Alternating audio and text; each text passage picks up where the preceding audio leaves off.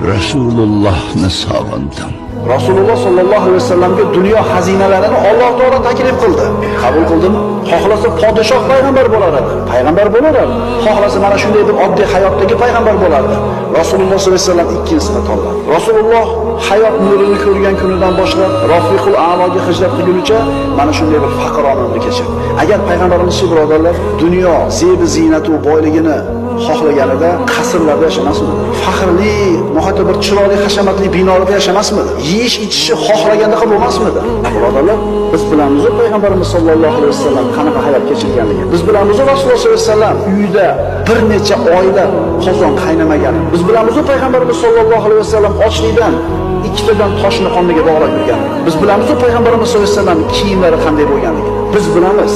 Bu yerda o'tirganlarimizni eng kambag'alimiz ham Rasululloh sollallohu alayhi vasallam hayotiga yaqin ham kela olmaymiz. Faqirlik bo'yicha.